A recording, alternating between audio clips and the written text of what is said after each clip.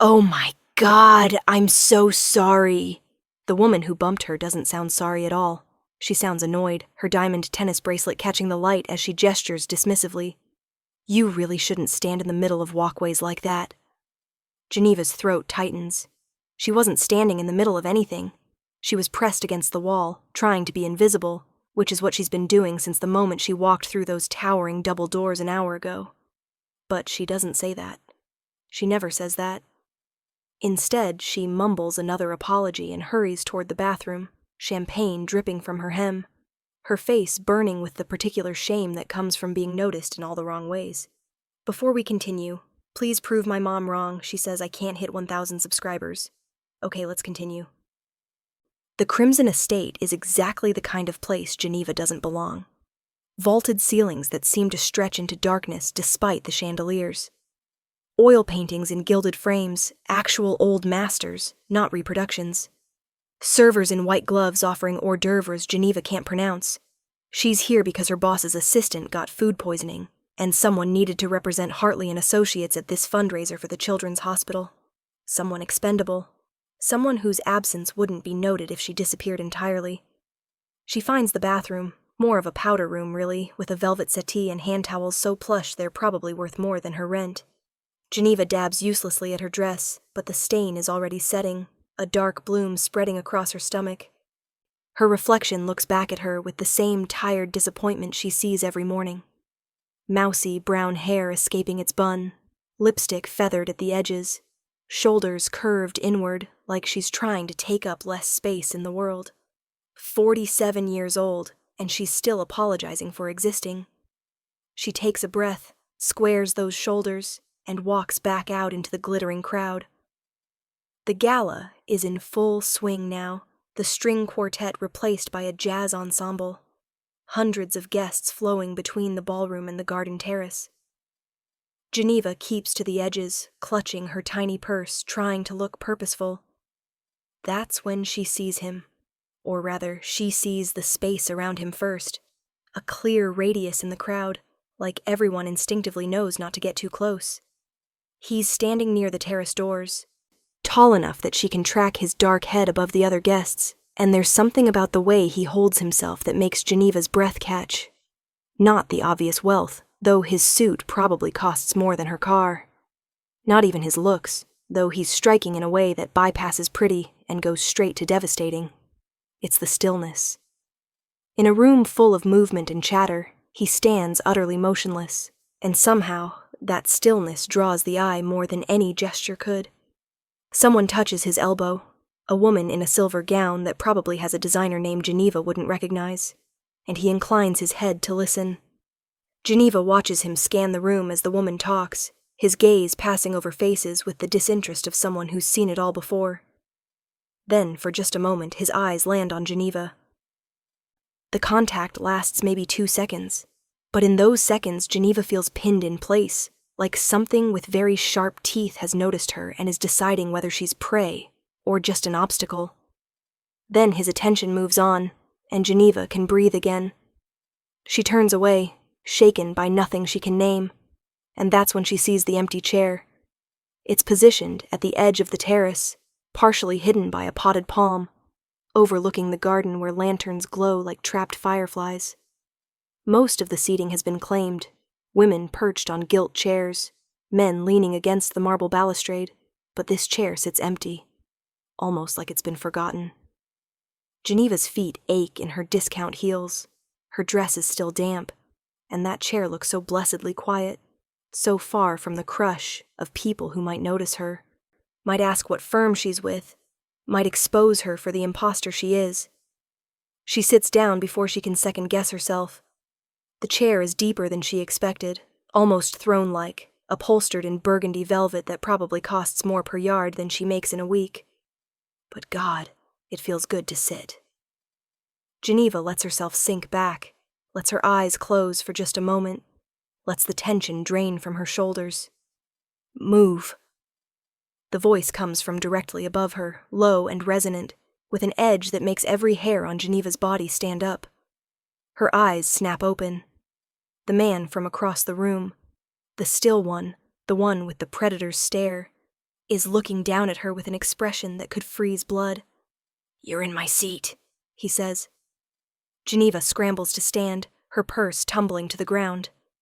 "Oh, God, I'm so sorry. There wasn't a reserved sign.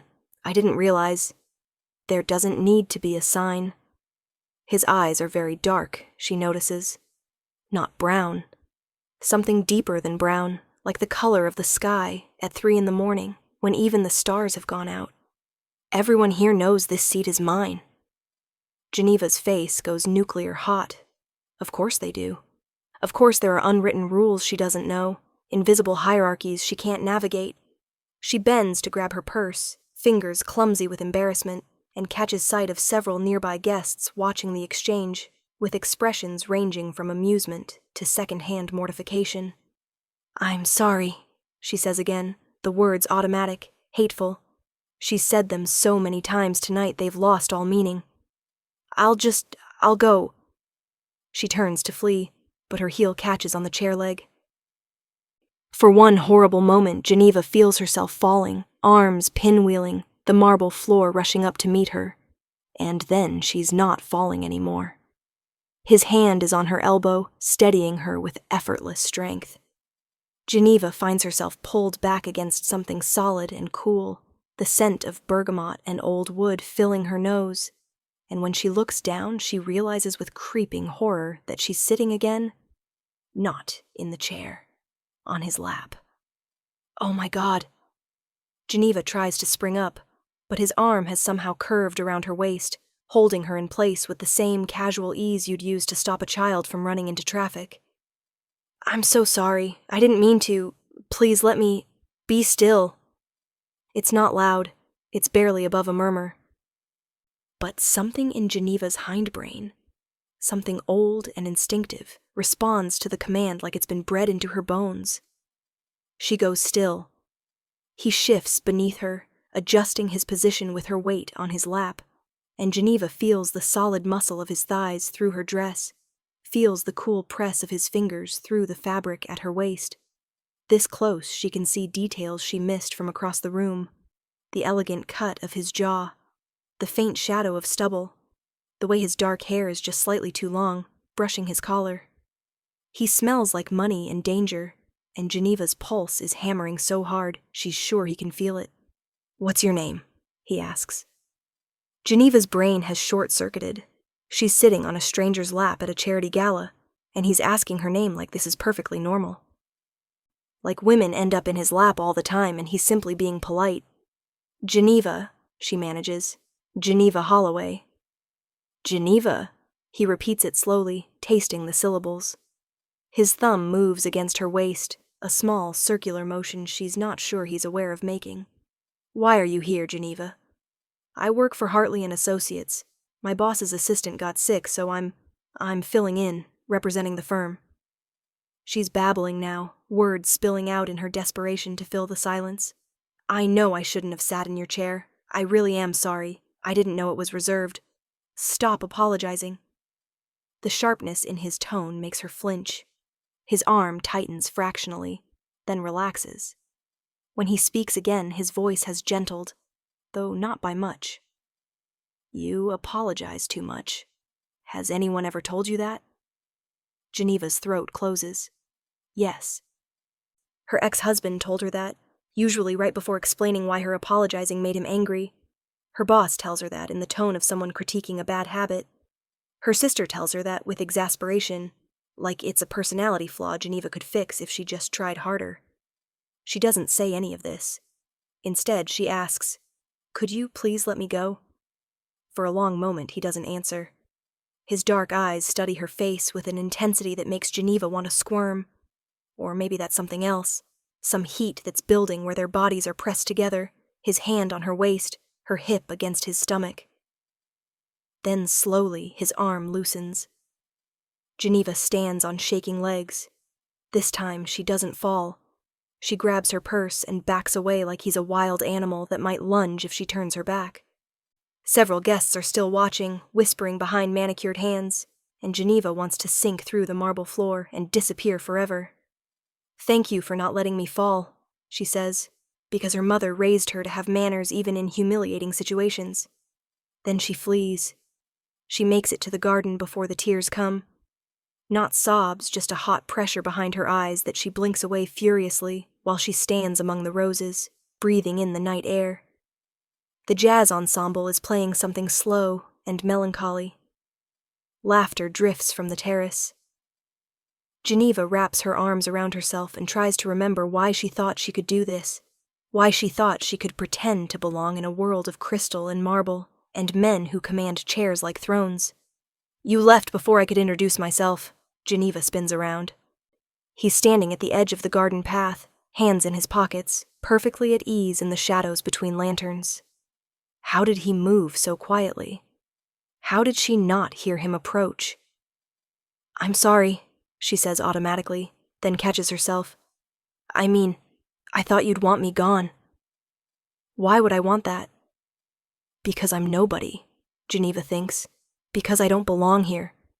Because you're clearly someone important, and I'm just the person who accidentally sat in your chair. Out loud, she says, I should get back inside. Should you? He tilts his head, studying her. You look like you'd rather be anywhere else. Geneva lets out a startled laugh that's almost a sob. Is it that obvious? Only to me. He takes a step closer, and Geneva notices that he moves with a particular grace, each motion economical and precise. I'm Corbin Shaw. The name means nothing to her for a moment, then hits like ice water. Corbin Shaw, as in Shaw Industries, as in the Shaw Foundation, which organized this entire gala, as in one of the wealthiest families in the state, old money mixed with new, the kind of dynasty that gets profiled in Fortune and Town and Country. Oh, Geneva says faintly. Oh. His mouth curves, not quite a smile. I take it you know the name? I sat in your chair, Geneva says, mostly to herself. I sat in Corbin Shaw's chair, at his own charity gala. You did. He's closer now, close enough that Geneva could reach out and touch him if she were the kind of person who did things like that. And you know what I found interesting about that, Geneva? She shakes her head, mute. You were the only person in that entire ballroom who looked comfortable in that seat. His eyes hold hers, and Geneva feels that same predatory focus from before, but there's something else in it now, something almost like curiosity. Everyone else treats it like a throne they're not worthy to approach, but you sat down like you belonged there. I didn't know. I know you didn't. His hand comes up, and Geneva freezes as he touches her chin, tilting her face into the light. His fingers are cool against her skin. That's what made it interesting. Geneva should step back, should excuse herself, should do any number of sensible things. Instead, she hears herself ask, why do you have a special chair at your own event? The question surprises him. She can see it in the slight widening of his eyes, the pause before he answers. Because people expect it. Because power requires symbols, and an empty throne is a symbol people understand. That's sad, Geneva says, then immediately wishes she could swallow the words. I'm sorry, I didn't mean... Stop. His thumb brushes across her jaw, silencing her. You meant it. And you're right. It is sad. He drops his hand but doesn't step back. How long have you been training yourself to be invisible, Geneva? The question lands like a punch. Geneva's breath catches, and suddenly she's blinking back tears again, angry at herself for being so transparent, so easy to read. I should go. You keep saying that. Corbin's voice is soft now, almost gentle. But you don't move. Because I can't, Geneva thinks. Because you're looking at me like I'm something rare and strange, instead of something to be tolerated. Because when was the last time anyone really saw me? I'm not... She stops, swallows. I don't know what you want from me. Neither do I, Corbin says, and there's something in his voice that makes Geneva look up, something almost like confusion. Like he's surprised to find himself standing in a garden with a middle-aged nobody in a stained dress, surprised that he followed her at all. But I know I'm not finished with you yet. Before Geneva can process that statement, a phone rings, a sharp, insistent trill from Corbin's pocket. He pulls it out, glances at the screen, and his expression shudders into something cold and remote. I need to take this. He looks at Geneva one more time, and she could swear something shifts in his eyes, a flash of color like light on water. Don't leave. I mean it, Geneva. Don't disappear on me. Then he's gone, striding back toward the mansion with the phone pressed to his ear, leaving Geneva alone among the roses, with her heart pounding and her mind spinning. She should leave. She knows she should leave. Instead, she sinks onto a stone bench and waits. 20 minutes pass, then 40. The gala begins to wind down, guests trickling toward the valet stand, limousines gliding up the circular drive. Geneva watches them go and feels increasingly foolish. What is she doing? Waiting for a billionaire who probably says things like, "Don't disappear on me" to every woman who catches his interest? Who probably has a dozen Geneva Holloways scattered across the city, women he can charm and discard and forget? She's standing to leave when she hears the screaming. It's coming from inside the mansion, a woman's voice. High and panicked, shouting words Geneva can't make out. Then more voices, urgent and frightened, and the crowd that was dispersing suddenly surges toward the entrance instead, drawn by the same morbid curiosity that makes people slow down for car accidents.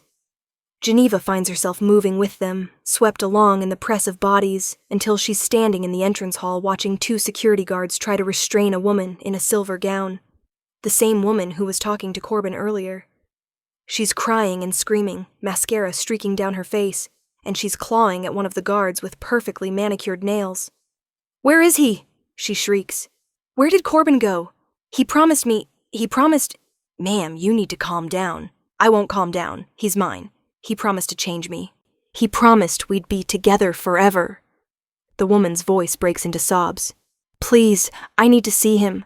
I need to tell him I'm ready. I'll do anything." Geneva feels ice sliding down her spine. There's something wrong with the woman's eyes. The pupils are too wide, swallowing the iris, and her skin has a grayish tinge like she's been ill. One of the guards manages to get a grip on her arm, and Geneva sees deep bruises there, mottled purple and yellow, like someone's been holding her very, very tightly. "Get her out of here," a new voice says, sharp and commanding. A woman in a black suit steps forward, late 30s maybe, with the kind of efficient authority that makes the guards immediately straighten. "Doctor's orders. Mrs. Ashford needs her medication." Mrs. Ashford. Geneva recognizes the name, Catherine Ashford, philanthropist, socialite, married to one of the city's top surgeons. She's on the board of 6 charities, and she's currently being dragged toward a black sedan, still sobbing about promises and forever. The crowd murmurs. Geneva catches fragments of whispered conversations. Always knew she was unstable. Obsessed with him for years. Husband doesn't even care anymore. Ladies and gentlemen. The woman in the black suit addresses the room with a tight smile. "I apologize for the disruption. Mrs. Ashford has been under significant stress and forgot to take her prescribed medication this evening. Everything is under control. Please continue enjoying the gala." But the spell is broken. The guests are already leaving, some quickly, some lingering to gossip. Geneva backs away from the scene, her stomach churning. She doesn't know what she just witnessed, but every instinct is screaming at her to get out, to go home, to forget this entire evening. She makes it to the valet stand when a hand closes around her wrist. Geneva gasps and spins. It's not Corbin. It's the woman in the black suit, her expression unreadable in the shadows. "Geneva Holloway?" she asks. Geneva nods, her mouth dry. "Mr. Shaw would like to see you. Please come with me." It's phrased as a request, but the grip on Geneva's wrist suggests otherwise. Geneva lets herself be led back through the mansion, through corridors that are empty now, past rooms lit by dim sconces, until they reach a heavy wooden door. The woman knocks twice, then opens it without waiting for an answer. The room beyond is clearly an office, but not the kind Geneva is used to. This is all dark wood and leather. Floor-to-ceiling bookshelves, a desk that looks like it was carved from a single massive tree. And standing by the window, silhouetted against the city lights, is Corbin. He doesn't turn when Geneva enters. The woman in the black suit closes the door behind her, and Geneva hears the soft click of a lock engaging. "You saw," Corbin says, still not turning. "I saw a woman having a breakdown," Geneva says carefully. "That's all." Now he turns. In the low light, his eyes look even darker, and there's something in his expression that makes Geneva want to run. But she holds her ground. "That's not all," Corbin says quietly. "You're an intelligent woman, Geneva. You saw the bruises. You heard what she was saying." He takes a step toward her. "What do you think happened to Catherine Ashford?" Geneva swallows hard. "I think she was in a relationship with someone who hurt her, and I think she's confused about what that person promised her." Very diplomatic. Another step. "What if I told you Catherine wasn't confused? What if I told you I did promise her forever?" Geneva's heart is hammering. "Then I'd say you should probably honor that promise, instead of having her sedated and removed from your party." Something flickers across Corbin's face. Surprise? Approval? It's gone too quickly to read. "I made that promise 7 years ago. 7 years, Geneva. And in that time, Catherine has become increasingly obsessed with me. She's followed me, harassed my staff, shown up at my home at 3 a.m. She's convinced I'm going to transform her into something she's not." Transform her into what? The question hangs in the air. Corbin is very close now, close enough that Geneva can see the subtle pattern in his tie, the faint lines at the corners of his eyes. Close enough that she realizes he's not breathing. At all. His chest isn't moving. There's no soft sound of inhalation, no whisper of exhaled air. "You know what?" Corbin says softly. "Don't you? Some part of you already knows." Geneva backs up until her shoulders hit the door. "That's not possible." "Why not?" He follows her, one hand coming up to rest against the door beside her head, caging her in. "Because you've been told vampires don't exist? Because the world is supposed to make sense?" His face is very close to hers now, and his skin is marble cool and flawless, and Geneva can see that his canines are just slightly too long, too sharp. "The world makes its own rules, Geneva. And the rules allow for more than your life has shown you." "This is insane," Geneva whispers. "You're insane. Or I am. Or you're finally seeing something true." His free hand comes up to cup her face, thumb tracing her cheekbone with devastating gentleness.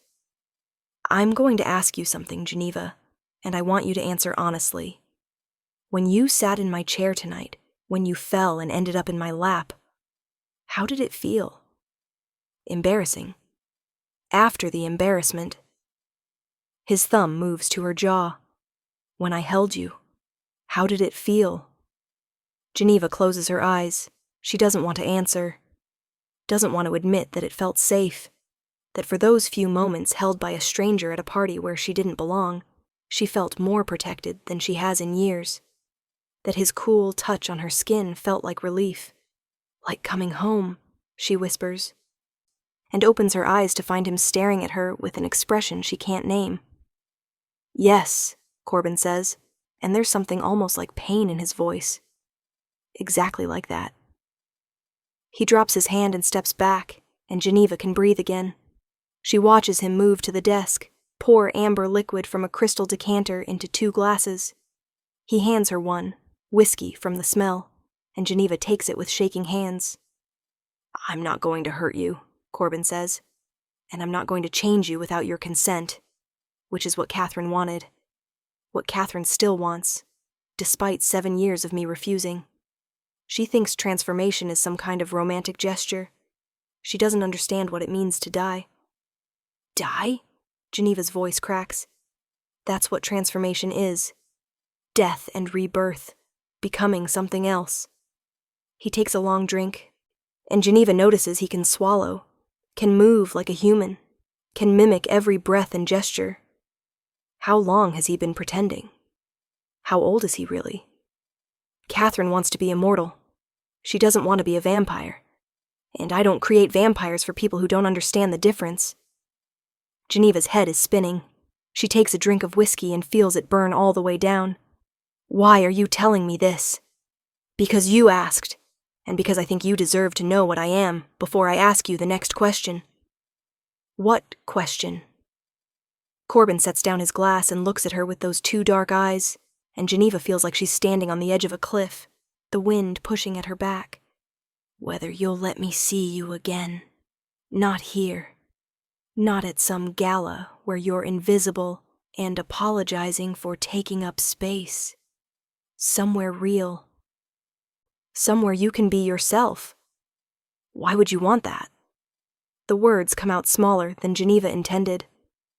I'm nobody. I'm a middle-aged secretary in a stained dress who doesn't belong in your world. You're not nobody. Corbin crosses the distance between them in one fluid movement, and suddenly he's gripping her shoulders, forcing her to meet his eyes. Listen to me, Geneva. I've been alive for over 300 years. I've met thousands of people, humans and vampires both. I've watched them preen and perform and pretend to be something they're not. And tonight, you walked into my home, sat in my chair without knowing it was mine, and looked more like you belonged there than anyone I've ever seen. But I didn't belong. Yes, you did. His fingers tighten. That's what you don't understand. Power isn't about wealth or status or knowing which chair is whose. It's about presence. It's about taking up space without apology.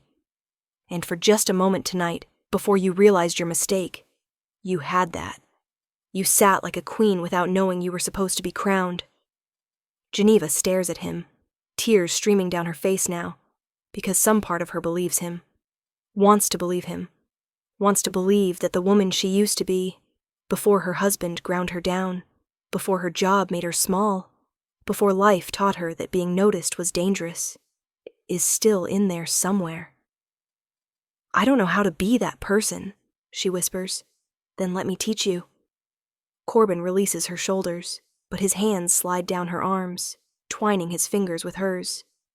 His skin is cool and smooth, nothing like human warmth, but it doesn't repel her the way it should. Let me show you what you could be. Not as a vampire. I'm not offering that. Not yet. Maybe not ever. But as yourself. As someone who doesn't apologize for existing. And what do you get out of this? Geneva asks, because she's not naive enough to think this is purely altruistic. Corbin's smile is sharp and honest. Something new. Someone who sees me as something other than a symbol or a prize or a salvation. You looked at my special chair and saw something sad, Geneva. You looked at me and saw loneliness instead of power. His thumb strokes across her knuckles. I've been alone a very long time. I'd like to see if maybe I don't have to be. Geneva knows she should say no, should run from this office and this mansion and never look back. Should return to her safe, small life where the rules make sense and vampires don't exist, and men like Corbin Shaw stay in fairy tales where they belong. Instead, she hears herself say, "Okay." Corbin's eyes widen fractionally, the first time she's seen him look genuinely surprised. Okay? Yes. Geneva squeezes his hands, feeling the otherworldly strength in them, the careful restraint. But I have conditions. Name them. First, you have to promise not to change me without my explicit, sober, written consent. Not if I beg, not if I'm dying, not for any reason unless I've had time to think about it clearly. Done. Second, if this, whatever this is, if it doesn't work, you let me walk away. No stalking, no obsession, no Catherine Ashford situation. Agreed. And third, Geneva takes a shaky breath. Third, you have to tell me the truth. About what you are, what you've done, what your world looks like. I don't want pretty lies. I want reality. Corbin studies her for a long moment, then brings her hands to his lips. The kiss he presses to her knuckles is cold and tender, and it makes Geneva shiver. Those are good conditions, wise conditions. You really are smarter than you give yourself credit for. When do we start? Geneva asks, because if she doesn't commit now, she'll lose her nerve. How about we start with me taking you home? Corbin releases one of her hands but keeps the other, twining their fingers together. It's late, you're exhausted, and you've had enough revelations for one evening. My driver will take you back to your apartment. I should probably go back to my car. Your car will be delivered to you tomorrow morning, detailed and serviced, with a full tank of gas. He smiles at her expression. I'm a vampire and a billionaire, Geneva. Let me be excessive in small ways. It's one of my few pleasures.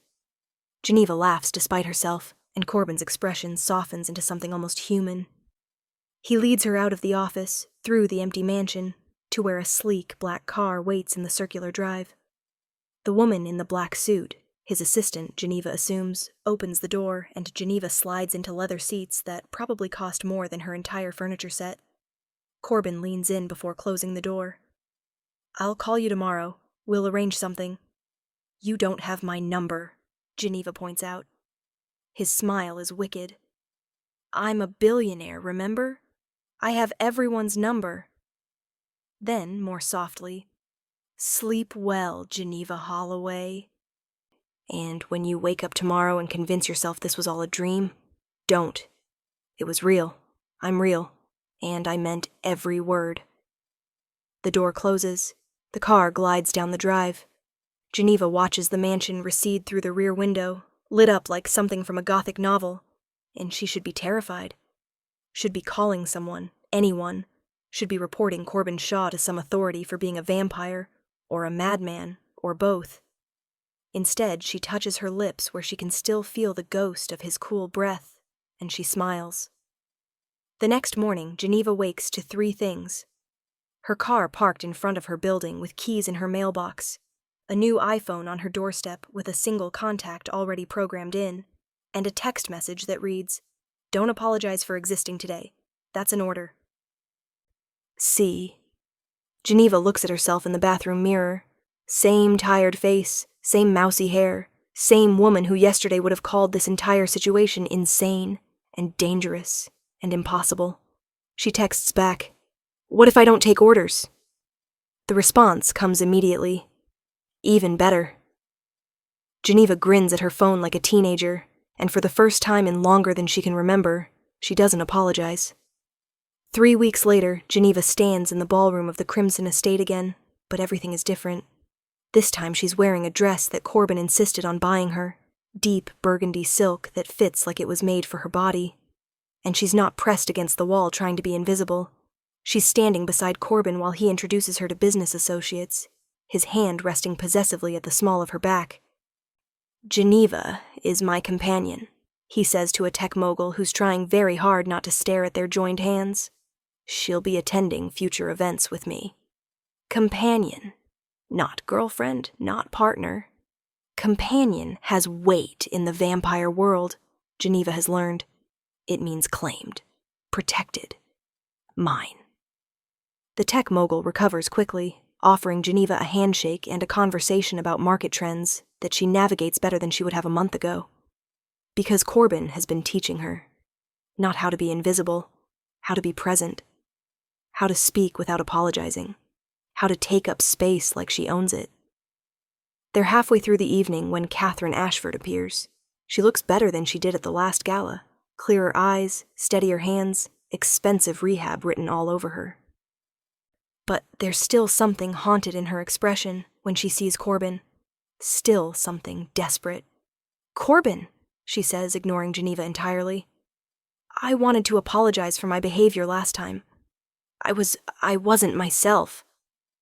"You were exactly yourself," Corbin says quietly. "That was the problem." Catherine flinches. Her eyes finally slide to Geneva, taking in the dress, the possessive hand at her back, the way Corbin is standing slightly in front of her like a barrier. Who is she? "Geneva Holloway," Geneva says, before Corbin can answer. "Nice to meet you." "She's with you?" Catherine's voice rises. "You said you didn't want companions. You said humans were too fragile, too temporary." "I said you were too fragile," Corbin corrects gently but firmly. "I said you wanted transformation as an escape, not an evolution. And I told you 7 years ago that I couldn't give you what you wanted. But you'll give it to her? Catherine gestures wildly at Geneva. She's nothing. She's nobody. I'm Catherine Ashford. I have money, influence, connections. And she has something you don't. Corbin's voice drops to a register that makes everyone within earshot go still. She has herself. She doesn't need me to make her into something. She already is something. The ballroom has gone quiet. People are watching, whispering. Catherine's face crumbles, and for a moment Geneva feels a flash of sympathy. She knows what it's like to want something so desperately you'd lose yourself for it. But then Catherine's expression hardens into something ugly. You'll regret this, she hisses. Both of you. When he gets bored, when he moves on, and he will. He always does. You'll understand what I tried to tell you. He's not human anymore. He can't love like humans love. He'll use you up and throw you away like everyone else. Before Geneva can respond, Corbin moves. One moment Catherine is standing there spitting venom. The next she's backed against the wall with Corbin looming over her, his eyes flashing with something predatory and ancient. Let me be very clear, he says, and his voice carries across the ballroom like he wants everyone to hear. Geneva Holloway is under my protection. Anyone who threatens her, insults her, or makes her uncomfortable in any way will answer to me personally. And after 300 years, I've become very creative in how I deal with people who cross me. He releases Catherine, who slumps against the wall, all the fight gone out of her. Corbin returns to Geneva, takes her hand, and leads her toward the terrace without another word. The crowd parts for them like water. Outside, in the garden where they first had this conversation, Geneva lets out a shaky breath. That was excessive? Corbin looks at her with concern. I'm sorry. I shouldn't have made such a public spectacle. But Catherine needed to understand. Geneva kisses him. It's the first time she's initiated physical contact, and Corbin freezes in surprise before his arms come around her, pulling her close. His mouth is cool against hers, careful and controlled, and Geneva feels that same sense of coming home she felt that first night. When they break apart, she's smiling. Thank you, she says. Corbin blinks. For what? For defending me. For not letting her make me feel small. Geneva touches his face, running her fingers along his jaw. For seeing me. Geneva. His voice is rough. I will always see you. That's the problem. I can't stop seeing you. Every room you walk into, every word you speak, you're all I can focus on. He catches her hand, presses it to his chest where a human heart would be beating, where his isn't. I told you I wanted something new. I didn't realize I was asking for everything. Geneva's breath catches. They haven't talked about love. It's too soon, too complicated, too fraught with questions about mortality and time and what happens when she ages and he doesn't. But standing here in the garden, with his cool hand covering hers, she thinks maybe love isn't about promises or forevers. Maybe it's about moments. About choosing each other again and again until the choices become habit. I'm not afraid of you, she says. You should be. But Corbin is smiling. I'm a vampire, Geneva. I'm dangerous. So am I. Geneva smiles back, fierce and fearless. I'm a middle-aged woman who sat in your chair and didn't apologize. That's pretty dangerous, too. Corbin laughs, really laughs, his head thrown back, the sound echoing across the garden. When he looks at her again, his eyes are bright with something Geneva chooses to call joy. Come on, he says, tugging her hand. Let's leave. Let's go somewhere they don't know my chair, don't know my name. Let's go be dangerous together. Geneva lets him lead her toward the car, past the whispers and stares, past Catherine Ashford, who's being comforted by concerned friends, past all the people who know the rules and follow them and never, ever sit in the wrong chair. And as they drive away from the Crimson Estate, Geneva thinks about that first night, about falling backward and being caught, about ending up exactly where she was supposed to be, even though every rule said otherwise. She thinks about Corbin calling her a queen, and she thinks maybe, just maybe, he was right. 3 months pass in a blur of late-night dinners and gallery openings, of Corbin teaching Geneva about his world while she teaches him about hers. How to laugh at ridiculous reality TV, how to appreciate a good thrift store find, how to exist in small moments instead of grand gestures. Geneva stops apologizing. She takes up space. She learns that power isn't something you're given, it's something you claim. But the vampire world is watching, and not everyone is happy about Corbin Shaw's new companion. It happens on a Thursday night at Vermilion, an exclusive restaurant where Geneva and Corbin are having dinner with potential investors for one of his philanthropic projects. Geneva is telling a story about her boss's latest attempt at office team building, something involving trust falls and a very unfortunate incident with the copy machine, when she notices the woman staring at her from across the restaurant. She's beautiful in that timeless way that makes Geneva's stomach clench with recognition. Pale skin, dark hair piled high, a dress that probably costs more than Geneva's monthly salary. And her eyes are fixed on Geneva with an intensity that feels like hatred wrapped in curiosity. Geneva's sentence trails off. Corbin follows her gaze and goes very, very still. "Excuse us," he says to the investors, his voice smooth but tight.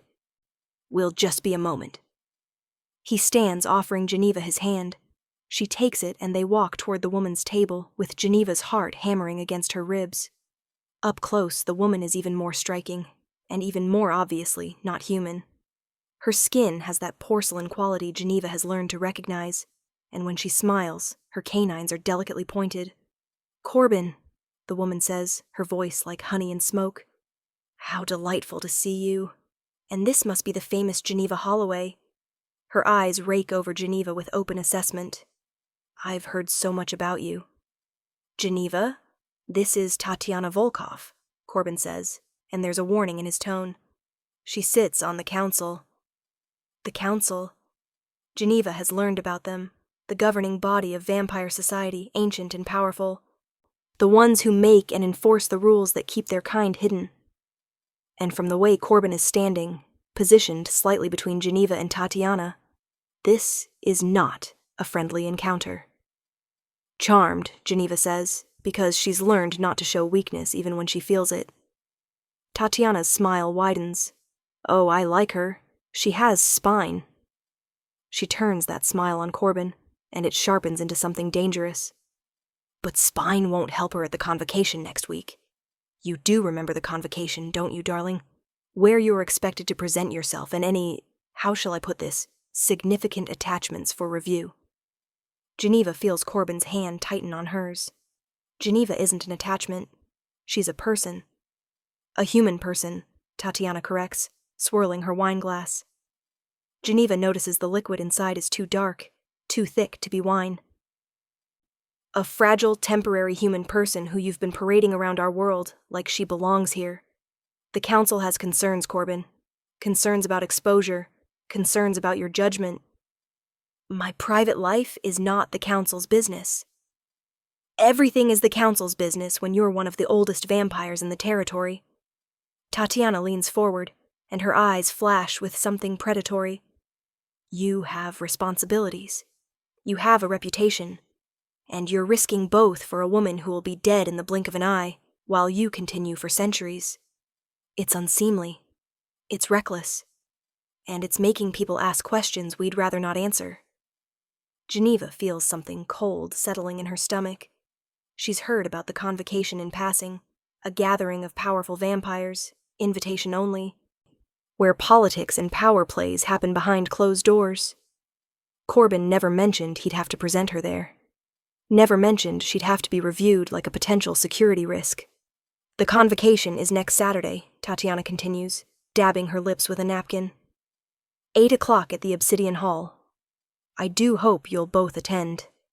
It would be such a shame if the council had to make decisions about Ms. Holloway's future without her input."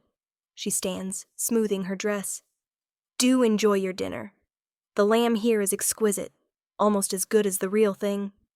She glides away, leaving Geneva and Corbin standing in the middle of the restaurant. Geneva becomes aware that other diners are watching them, humans confused by the tension, and a few others whose too still postures and too focused gazes mark them as vampires. All of them watching to see what Corbin will do. "We're leaving," Corbin says quietly. He guides Geneva back to their table, makes brief apologies to the investors, and has them out the door in under 2 minutes. The car ride back to Geneva's apartment is silent, Corbin's jaw tight, his hands gripping the steering wheel with enough force that Geneva hears the leather creak. Inside her apartment, the modest one-bedroom she's lived in for 5 years, which suddenly feels impossibly small, with Corbin pacing through it like a caged animal, Geneva finally speaks. "You were going to tell me about this convocation when, exactly?" Corbin stops pacing. "I was trying to handle it." "Handle it? Corbin, she just threatened me, in public. At a restaurant. She didn't threaten you. She said the council was going to make decisions about my future." Geneva's voice rises despite her efforts to control it. "That sounds like a threat to me." Corbin crosses to her in 2 strides, gripping her shoulders. "I won't let them touch you. I swear to you, Geneva, whatever the council decides, whatever they demand, I will keep you safe." "That's not the point." Geneva pulls away, wrapping her arms around herself. "The point is you kept this from me. You knew this was coming, knew they'd have opinions about us, and you didn't prepare me. You didn't even warn me. Because I didn't want you to worry. I'm not a child, Corbin. I'm not some fragile thing that needs to be protected from information." She's shaking now, adrenaline and fear and anger all mixing together. "You told me you'd give me truth. That was one of my conditions, remember? Truth about your world. And instead, you've been keeping secrets." Corbin's expression cracks into something raw. "I was trying to give us time. Just a few more months where we could be normal, where we could pretend that my world and your world could coexist without consequences. I'm sorry. You're right. I should have told you." Geneva takes a shaky breath. The anger is still there, but underneath it is something worse. Fear. Fear of what the convocation might decide. Fear of losing this thing they've built, this strange and impossible relationship that makes her feel more alive than she has in decades. What happens at a convocation? Corbin moves to her couch, sinking down like the weight of centuries is pressing on his shoulders. Geneva sits beside him, close enough that their knees touch. He stares at his hands. It's a formal gathering of the most powerful vampires in the region. The council uses it to address concerns, settle disputes, make rulings on matters that affect our society. He looks at her, and his eyes are ancient and tired. "They'll ask about you, about our relationship, about whether you pose a risk to secrecy, and they'll decide whether you're allowed to continue existing in my life, or whether you need to be removed." "Removed how?" Geneva's voice is barely a whisper. "Memory alteration, relocation to another city. In extreme cases..." He stops, his jaw clenching. "In extreme cases, permanent removal." The words hang in the air between them. Permanent removal. Geneva understands what he's saying. The council could kill her if they decided she was too much of a risk. Could erase her from existence like she never mattered at all. "Why?" she asks. "Why do they care so much?" "Because I matter to them. Because I'm old enough, powerful enough, that my actions have political weight. And because humans who know about us are always dangerous, not because of what they might do, but because of what they represent. Questions. Exposure. The end of the careful balance we've maintained for thousands of years." Geneva thinks about Catherine Ashford, obsessed and desperate. Thinks about all the other humans who must have stumbled onto this secret, who must have been dealt with in ways large and small. She thinks about being memory wiped, becoming a stranger to herself, losing Corbin and this new life like they were just a dream. "I won't let them take you from me," Corbin says fiercely. "I'll fight the entire council if I have to. No." Geneva puts her hand over his. "You'll take me to the convocation. You'll let me speak for myself. Because I'm not some problem to be managed, Corbin. I'm a person who chose this relationship with full knowledge of what you are. and if the council wants to judge that choice, they can judge me directly. Corbin stares at her like she's just announced she's going to walk into a lion's den wearing a meat suit. Geneva, you don't understand what you're asking. The council is not some corporate board you can reason with. They're ancient, they're powerful, and they do not care about human feelings or rights. You'd be walking into a room full of predators who could kill you without a second thought. Then it's a good thing I have the scariest predator of all on my side, Geneva says. And she's surprised to find she means it. Over these 3 months, she's seen what Corbin is capable of. The cold authority that makes other vampires back down. The power he wears like a second skin. If anyone can protect her in that room, it's him. But more than that, she's not the same woman who apologized for existing. She's stronger now. Braver. I'm going to the convocation, Corbin. With or without you, because I'm not running from this. Something shifts in Corbin's expression.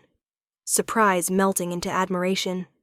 Melting into something that looks almost like love. You're terrifying, he says softly. Do you know that? I learned from the best. Geneva leans in and kisses him, soft and brief. Now tell me everything I need to know. I have a week to prepare.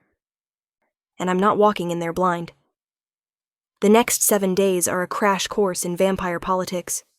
Corbin explains the council's hierarchy, the key players, the alliances and rivalries that stretch back centuries. Geneva learns that Tatiana Volkov is one of the more progressive members.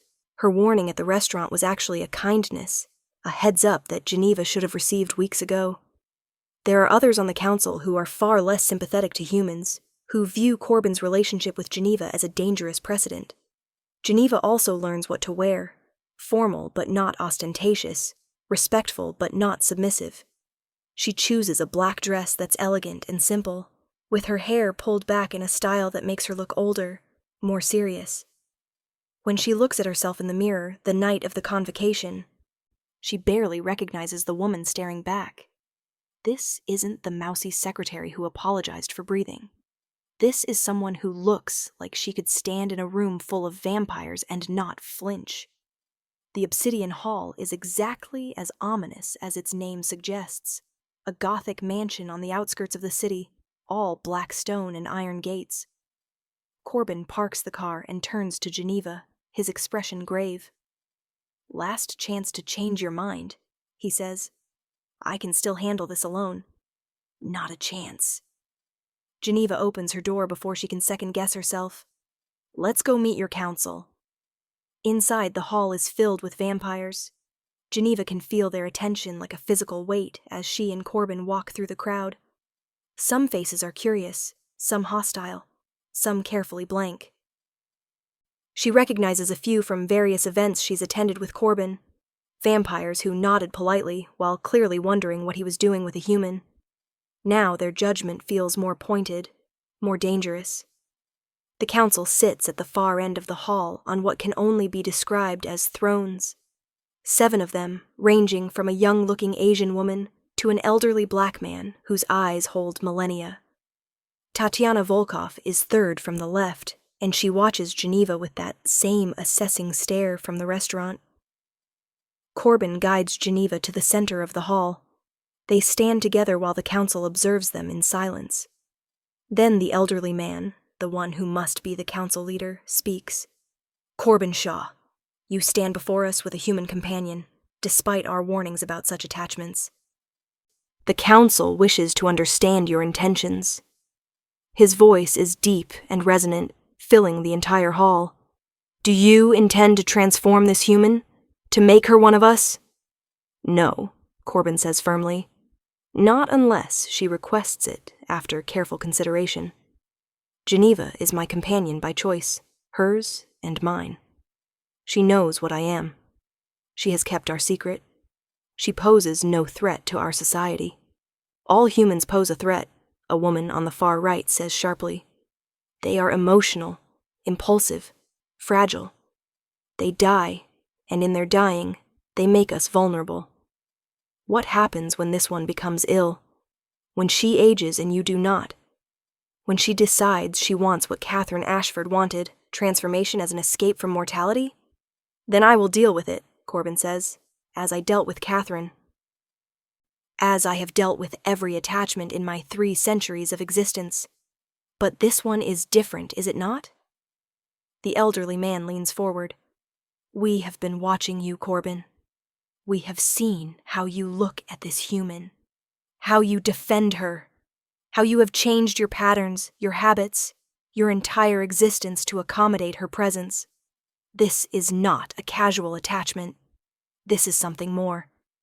And something more makes you vulnerable. Makes us all vulnerable. The hall murmurs agreement. Geneva feels the hostility rising like a tide, feels the council moving toward a decision that doesn't include her survival. She takes a breath and steps forward, out from behind Corbin's protective presence. May I speak? She asks. The hall goes silent. The elderly man raises an eyebrow. Humans do not address the council without permission. Then I'm asking for permission. Geneva keeps her voice steady, keeps her shoulders back, because you're making decisions about my life, and I think I have a right to defend it. The elderly man looks at Corbin, who nods once. Then he gestures to Geneva. Speak, then, but choose your words carefully. Geneva looks around the hall at all these ancient, powerful beings who could end her with a thought. She thinks about the woman she used to be, who would have crumbled under this scrutiny. Then she thinks about sitting in Corbin's chair that first night, not knowing it was his, not knowing the rules, just taking the space because she needed it. You're right that I'm human, she says. I'm mortal and fragile, and I'm going to die long before any of you stop existing. But I'm also a person who has spent 3 months learning about your world, keeping your secrets, attending your events, and never once endangering you. Not accidentally, not on purpose, not even in anger when Corbin and I fight, which we do because we're in a real relationship, not some fairy tale. A few vampires shift uncomfortably. Geneva presses on. You talk about me like I'm a problem to be managed, a security risk, a weakness in Corbin's armor. But has it occurred to any of you that maybe I make him stronger? She looks at Corbin, who's staring at her with something like awe. He told me he'd been alone for a very long time, that he was tired of people treating him like a symbol instead of a person. And I don't do that. I see him. Not the power or the money or the centuries. Just him. And maybe that's exactly what someone who's been alive for 300 years needs. Pretty words, the sharp-voiced woman says. But words don't change the fundamental problem. You will age. You will die. And when you do, Corbin will grieve.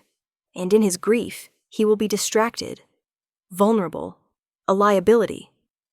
So your solution is to kill me now? Geneva's voice rises. To take away his choice because you're worried about hypothetical future problems?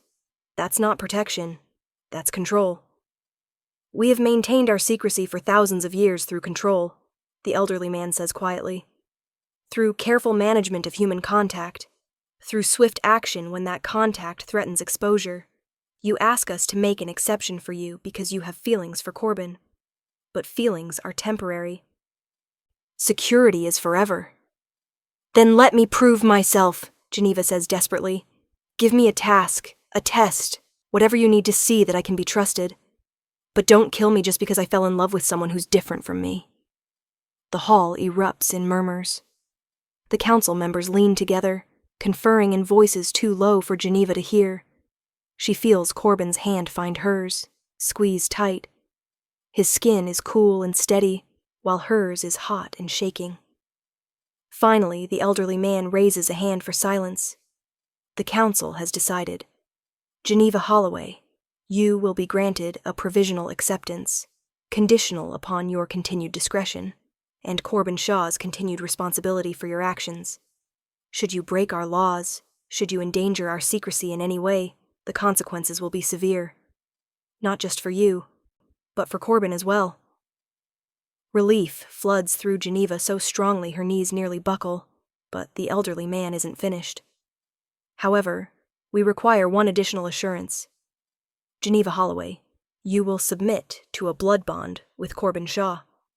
This will allow him to sense your location, your emotional state, and your intentions. It will ensure that should you ever pose a threat, he will know immediately and can act accordingly. Do you consent to this bond? Geneva looks at Corbin, whose expression has gone very still. She doesn't know what a blood bond entails exactly. They haven't covered that in her week of vampire education. But from Corbin's reaction, it's significant. What does that mean? She asks quietly. What would I be agreeing to? It means I would give you my blood to drink, Corbin says, his voice strained. And you would give me yours. It would create a connection between us, permanent, unbreakable. I would always be able to find you, always know if you were in danger or distress, and you would feel my presence as well, like a constant awareness at the edge of your mind. Would it turn me into a vampire? No, but it would tie you to me in ways that can't be undone. His eyes search hers. Geneva, you don't have to agree to this. We can find another way. There is no other way, the sharp-voiced woman interrupts. Accept the bond, or accept the alternative. The alternative. Geneva understands perfectly what that means. She looks at the council, at the vampires filling the hall, at Corbin, whose hand is still gripping hers like a lifeline. And she realizes that she's not afraid. Maybe she should be. This is permanent. This is magic or biology or something beyond her understanding. But when she imagines being connected to Corbin, being able to sense his presence even when they're apart, it doesn't feel like a loss of freedom. It feels like coming home. I consent, Geneva says clearly. I accept the blood bond. The elderly man nods. Then let it be done. Here. Now. Before this assembly, as witness. Corbin produces a small knife from somewhere in his jacket, silver and wickedly sharp. He makes a quick cut across his palm, blood welling dark and rich, and offers his hand to Geneva. She takes it, brings his palm to her lips, and drinks. The taste is copper and ice and something else, something electric that races through her veins like lightning. Geneva gasps, and Corbin steadies her with his free hand on her waist. Then he takes the knife and looks at her with a question in his eyes. Geneva offers her hand. The cut is quick and clean, barely a sting, and then Corbin's mouth is on her palm, drinking her blood with his eyes locked on hers. The connection snaps into place like a door slamming shut. Suddenly Geneva can feel him, feel his presence in her mind like a second heartbeat, feel his relief and fear and something deeper that might be love. When they break apart, the hall is silent. Geneva looks around at the assembled vampires with her hand still bleeding, still joined with Corbin's, and she realizes she's just been accepted. Not as a threat or a risk or a temporary attachment, as something permanent, something real. The bond is complete, the elderly man declares.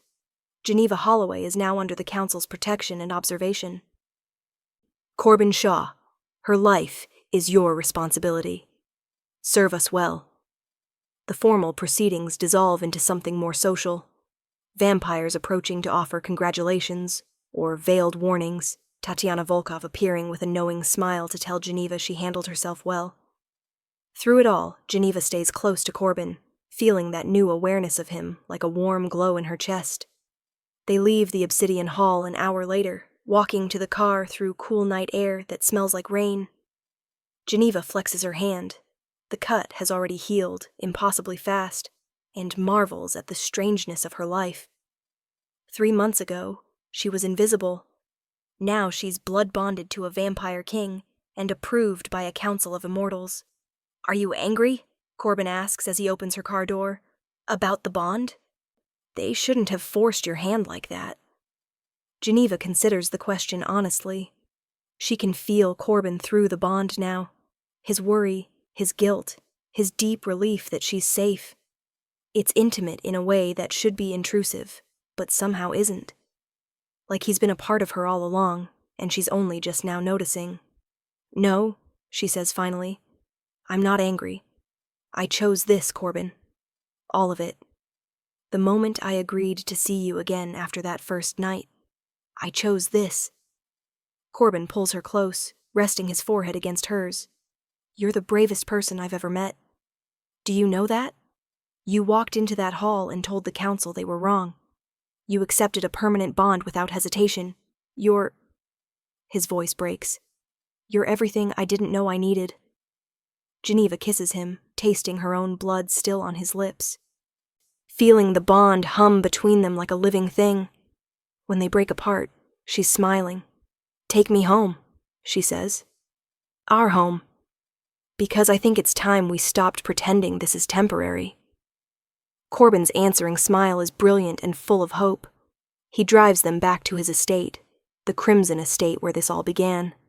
And as they walk through those towering double doors together, Geneva remembers being here that first night. Invisible. Apologizing. Accidentally sitting in a throne she didn't know was his. Now she walks in like she owns the place. Because in a way, she does.